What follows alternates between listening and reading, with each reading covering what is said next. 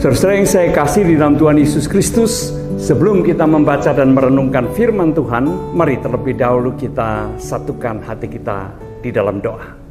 Ya Tuhan, kami akan membaca dan merenungkan firman-Mu.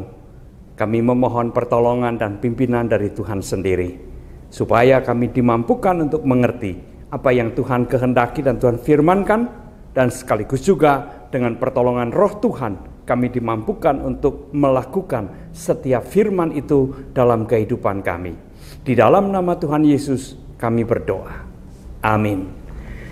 Bacaan firman Tuhan yang akan kita baca dan kita renungkan bersama terambil dari surat Kolose pasal yang keempat ayat 12 dan ayat yang ke-13. Kolose pasal yang keempat ayat 12 dan 13 berbunyi demikian. Salam dari Epafras kepada kamu.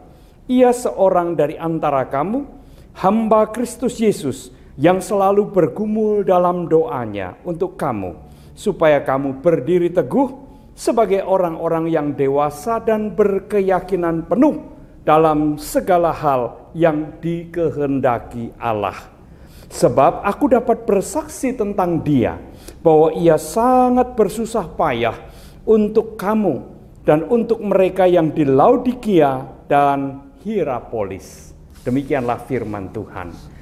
Saudara yang terkasih dalam Tuhan Yesus Kristus, Epafras ini adalah seorang yang disebut sebagai hamba Yesus Kristus. Hatinya sungguh sepenuhnya untuk jemaat Tuhan.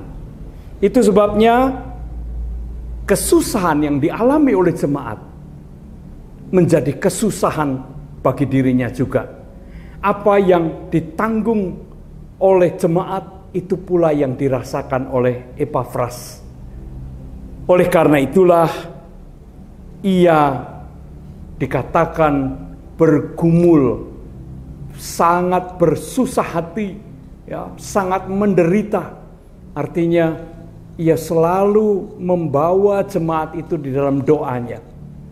Apa yang didoakan bukanlah untuk dirinya, tetapi supaya jemaat itu bertumbuh di dalam iman, menjadi jemaat yang dewasa, yang berkeyakinan teguh kepada Tuhan.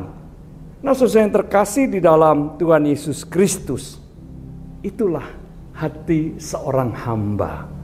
Hati seorang hamba tidak hanya memikirkan dirinya, tetapi terutama ia memikirkan domba-domba yang dipercayakan Tuhan kepadanya.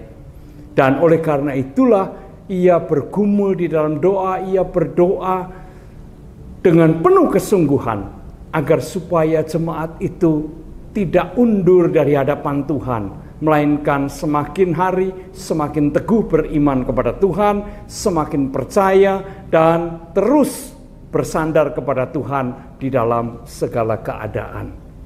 Sesuai yang saya kasih dalam Tuhan Yesus Kristus, kita juga adalah hamba-hamba Tuhan. Tetapi apakah kita memiliki hati seorang hamba? Hati yang sepenuhnya untuk jemaat Tuhan, yang selalu membawa jemaat Tuhan di dalam doa-doa kita. Apa kesusahan, apa yang dirasakan oleh jemaat, itulah juga yang kita rasakan. Sehingga dengan demikian kita menyatu dengan gereja atau jemaat Tuhan. Kita dipanggil sebagai hamba Tuhan Yesus, milikilah hati seorang hamba seperti seorang Epafras ini.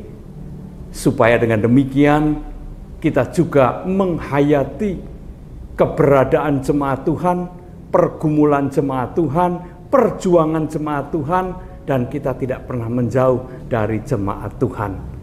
Jemaat Tuhan adalah bagian dari dirinya, dan dirinya juga tidak pernah terpisah dari jemaat Tuhan. Mari kita miliki hati seorang hamba. Tuhan memberkati kita semua. Amin. Mari kita kembali berdoa. Ya Tuhan, biarlah kami juga memiliki hati seorang hamba yang peduli kepada gereja Tuhan, yang peduli pada domba-domba Tuhan yang ada di dalam dunia ini, sehingga perhatian kami sepenuhnya tercurah untuk kemajuan jemaat Tuhan, untuk kedewasaan jemaat Tuhan, supaya dalam segala keadaan jemaat Tuhan tetap beriman teguh kepada Tuhan. Terima kasih ya Tuhan, di dalam nama Tuhan Yesus kami berdoa.